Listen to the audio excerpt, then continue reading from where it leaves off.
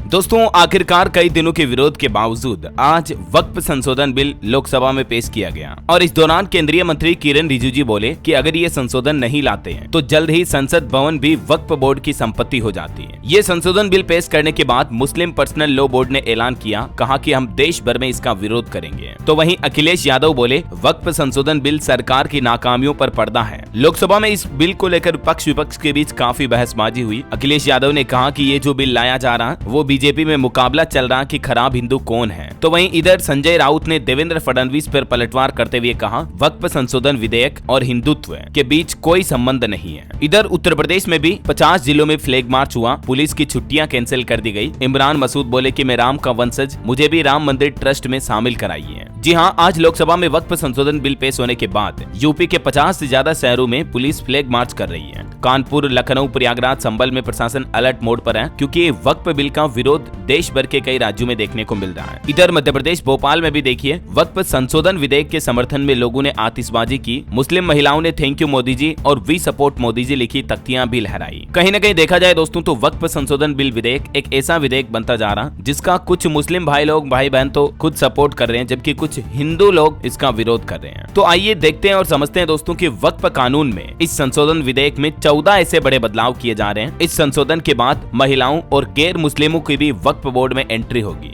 अभी वक्फ बोर्ड में मुस्लिम महिलाओं की भी एंट्री नहीं हो पाती है। शायद यही वजह है कि संशोधन विधेयक का मुस्लिम महिलाएं, माताएं, बहनें पुरजोर से सपोर्ट कर रही हैं। सबसे पहले तो देखिए वक्फ के पास अभी संपत्तियां कितनी हैं। तो दोस्तों वक्फ बोर्ड के पास अभी हमारे देश में रेलवे और भारतीय सेना यानी इंडियन आर्मी के बाद सबसे ज्यादा जमीन है। रेलवे की कुल जमीन 33 लाख एकड़ है हमारे देश में और सेना यानी रक्षा मंत्रालय की कुल जमीन 17 लाख एकड़ है। उसके बाद तीसरे नंबर पर जमींदार में किसी की गिनती आती है तो वो है वक्फ बोर्ड मुस्लिमों का, जिसके पास कुल जमीन 9.5 लाख एकड़ के लगभग है। और आए दिन आपको पता होगा वक्फ बोर्ड पर इस तरह के आरोप लगते रहते हैं कि वक्फ बोर्ड हर किसी संपत्ति को अपनी संपत्ति बताकर उस पर अधिकार जता लेता है। ये एक मुख्य वजह है कि वक्फ एक्ट कानून में संशोधन किया जा रहा, विधेयक नया लाया जा रहा। वक्फ बोर्ड के पास कुल और दूसरी संपत्तियां कितनी है? अचल संपत्तियों की संख्या 8.5 लाख से भी ज्यादा, चल संपत्तियों की संख्या 16,000 और कुल संपत्तियों की कीमत 1 लाख करोड़ रुपए से भी ज्यादा, लगभग 1.25 लाख करोड़ रुपए के समथिंग है। दोस्तों वक्फ बोर्ड के पास जितनी जमीन है ना, उसका अंदाजा आप इस बात से लगा सकते हैं कि इतनी जमीन में देश की राजधानी दिल्ली जैसे 3 शहर बसा सकते हैं। विपक्ष के नेता और मुसलमानों का एक बड़ा तबका इस वक्फ बिल के विरोध में देखने को मिल रहा है। आइए देखते हैं, पूरा एक एक पॉइंट समझेंगे कि वक्फ कानून में सरकार क्या क्या बदलाव करने जा रही है और आखिर मुस्लिम भाई लोग इसका विरोध क्यों कर रहे हैं और इसके पीछे की राजनीति क्या है, जानेंगे आज के इस वीडियो में। तो बिल्कुल अंत तक पूरा देखते रहिएगा। सबसे पहले शुरुआत करते हैं कि वक्फ संशोधन बिल पर अब तक क्या क्या हुआ है। तो आपको पता होगा पिछले साल 8 अगस्त को सबसे पहले इस बिल को लोकसभा में पेश किया गया। तब भी देश भर में इसके खिलाफ प्रदर्शन हुए। फिर इसके बाद इस ड्राफ्ट को बिल को संसद की जेपीसी यानी ज्वाइंट पार्लियामेंट्री कमेटी को भेज दिया गया और इस साल 27 जनवरी 2025 को जेपीसी ने भी इस बिल के ड्राफ्ट को मंजूरी देकर जेपीसी में शामिल एनडीए सांसदों के सुझाए हुए 14 संशोधनों को स्वीकार भी कर लिया। हालांकि इसमें विपक्षी सांसदों के संशोधनों को खारिज कर दिया गया। उसके बाद 13 फरवरी 2025 को जेपीसी की रिपोर्ट संसद में पेश की गई। 19 फरवरी 2025 को कैबिनेट बैठक में इस बिल को मंजूरी मिल गई और अब 2 अप्रैल को संसद में पेश किया गया आज इस बिल को। अब शुरुआत से शुरू करते हैं कि वक्फ आखिर होता क्या है। तो दोस्तों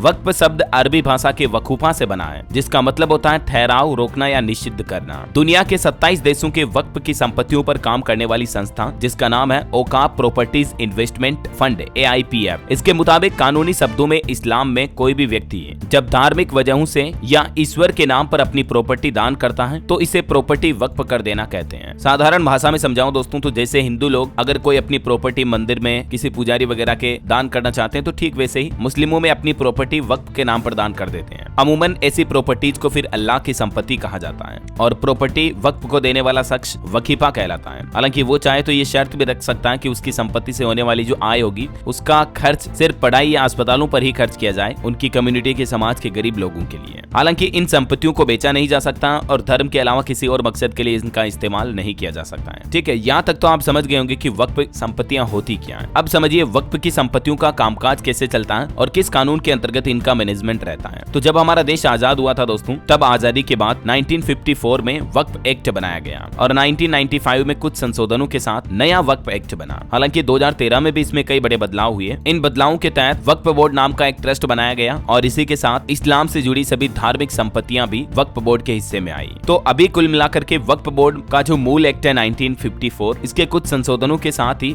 वक्फ की संपत्तियों का मैनेजमेंट रखा जाता है, जिनके कुछ की पॉइंट्स तो आप देख सकते हैं स्क्रीन पर। अब समझिए दोस्तों सबसे महत्वपूर्ण बात कि वक्फ एक्ट में अब तक क्या क्या बदलाव किए जा रहे हैं। तो वक्फ एक्ट में 3 कैटेगरी में कुल 14 बड़े बदलाव होंगे। पहली कैटेगरी, वक्फ बोर्ड के स्ट्रक्चर में बदलाव किया जाएगा। आर्टिकल 9 और 14 में बदलाव करके 2 महिला मेंबर भी वक्फ बोर्ड में शामिल होगी और 2 गैर मुस्लिम मेंबर भी इसमें शामिल होंगे, मतलब दूसरे धर्म समुदाय के लोग। इसके अलावा शिया, सुन्नी समेत पिछड़े मुस्लिम समुदायों से भी इसमें मेंबर होंगे। अभी तक मौजूदा नियम के मुताबिक ना ही वक्फ बोर्ड में कोई और धर्म का शख्स होता था, ना ही महिलाओं की एंट्री होती थी। तो सरकार ने इसके स्ट्रक्चर में पूरा बदलाव कर दिया है। इसके अलावा बोहरा और अगखानी मुस्लिम समुदाय के लिए अलग से वक्फ बोर्ड बनेगा। केंद्र सरकार सेंट्रल वक्फ काउंसिलिंग में 3 सांसदों, जिनमें 2 लोकसभा से होंगे, 1 राज्यसभा से होगा, उसको भी रख सकेगी। जरूरी नहीं होगा कि वे भी मुस्लिम ही हो। अब तक ये तीनों सांसद मुस्लिम ही होते थे। तो ये तो कुल मिलाकर वक्फ बोर्ड के जो बोर्ड मेंबर होंगे उनके स्ट्रक्चर में बदलाव है पहला। तो दूसरा, वक्फ बोर्ड की प्रॉपर्टी पर नियंत्रण में क्या क्या बदलाव हो रहे हैं देखिए आप। अब सीएजी यानी केग या सरकार की तरफ से नियुक्त ऑडिटर वक्फ प्रॉपर्टी का ऑडिट कर पाएंगे। राज्य सरकार प्रॉपर्टीज के सर्वे के लिए सर्वे कमिश्नर की जगह जिला कलेक्टर को भी नियुक्त करेगी। बोर्ड को अपनी प्रॉपर्टी जिला कलेक्टर के ऑफिस में रजिस्टर करानी होगी। कलेक्टर किसी भी वक्फ प्रॉपर्टी को सरकारी संपत्ति मानता है तो उसे राजस्व रिकॉर्ड में बदलाव करवा कर राज्य सरकार को इसकी रिपोर्ट देनी होगी।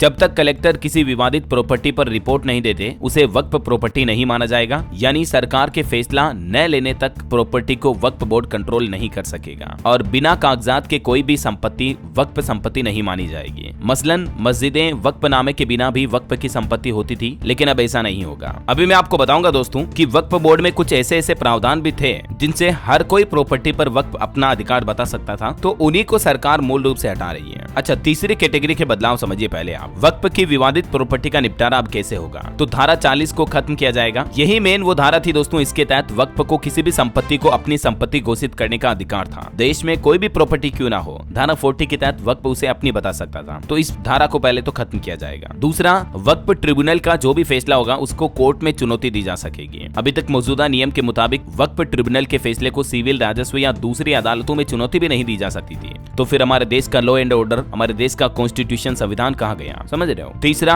नए कानून के बनने से पहले या बाद में किसी सरकारी संपत्ति को वक्फ की प्रॉपर्टी घोषित किया गया है तो अब वह वक्फ प्रॉपर्टी भी नहीं होगी। गलत तरीके से अगर कोई प्रॉपर्टी वक्फ में गई हुई है तो उसको भी वापस रिमूव किया जाएगा। ये 3 ऐसे मुख्य बदलाव हैं जिनकी वजह से वक्फ संशोधन बिल का इतना विरोध हो रहा है। अब आप समझ ही पा रहे होंगे। चलिए समझते हैं वक्फ संशोधन बिल के नए और पुराने बिल में 4 बड़े अंतर कौन कौन से होंगे। सबसे पहला, सेक्शन 40 में बदलाव किया जा रहा है, जिसके तहत मैंने आपको बताया किसी भी प्रॉपर्टी पर वक्फ बोर्ड दावा करके उसको अपना मालिकाना हक बता सकता था, लेकिन नए बिल में ऐसा नहीं होगा, बल्कि इस तरह के केस में कोर्ट में भी अपील की जा सकेगी अगर कोई डिस्प्यूट बन रहा है तो। दूसरा, वक्फ ट्रिब्यूनल का फैसला आखिरी माना जाता था, उसे चुनौती नहीं दी जा सकती थी, लेकिन अब वक्फ ट्रिब्यूनल के फैसले के खिलाफ हाईकोर्ट में भी अपील कर सकेगा कोई भी आम सिविल, आम नागरिक भी। तीसरा, किसी जमीन पर मस्जिद हो या इसका उपयोग इस्लामिक कामों के लिए हो तो वह ऑटोमेटिक वक्फ संपत्ति हो जाती है। ये भी मतलब देखिए आप पुराने वक्फ कानून में प्रावधान है, लेकिन अब ऐसा नहीं होगा। जब तक किसी ने अपनी प्रॉपर्टी वक्फ को दान नहीं की हो तब तक वह वक्फ की संपत्ति नहीं होगी, भले ही उस प्रॉपर्टी पर मस्जिद ही क्यों ना बनी हो। चौथा,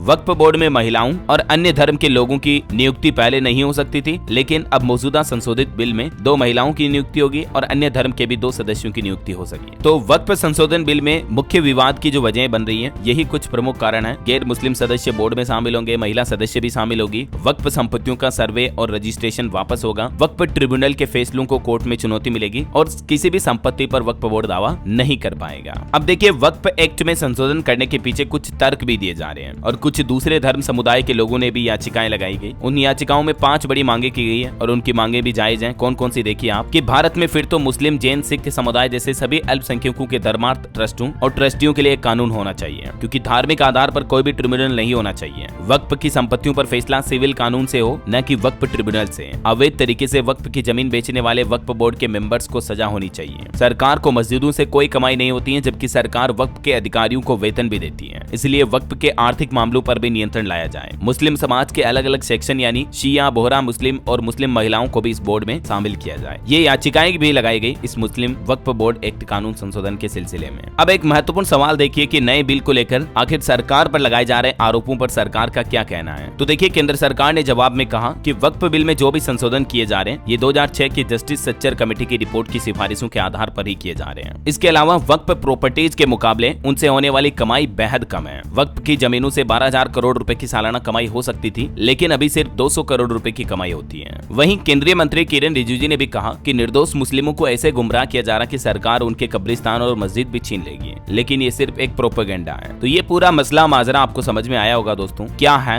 वक्फ संशोधन बिल, इसके कुछ की पॉइंट्स और देख सकते हैं आप स्क्रीन पर। वक्फ शब्द का निर्माण ही अरबी भाषा के वकूफा शब्द से हुआ है और वक्फ का इतिहास क्या रहा है और भी पीछे जाएं तो इसकी हिस्टोरिकल जानकारियां भी आप देख सकते हैं। बाकी आपका क्या कहना है कि क्या केंद्र सरकार जो ये वक्फ संशोधन बिल लेकर आ रही है ये सही है या मुस्लिमों और हिंदुओं के लिए इस पर आपके क्या राय और विचार है, कमेंट करके बताइएगा जरूर। और बाकी इस वीडियो को लाइक और शेयर करना, DLS न्यूज चैनल को सब्सक्राइब करके बेल आइकन जरूर दबा देना रोजाना ऐसी इन्फॉर्मेटिव जानकारियां, महत्वपूर्ण समाचार देखते रहने के लिए। ओके, ख्याल रखिएगा अपने आप का, अपने परिवार का। मिलेंगे अगले नेक्स्ट अपडेट में, तब तक के लिए जय हिंद, जय भारत, वंदे मातरम।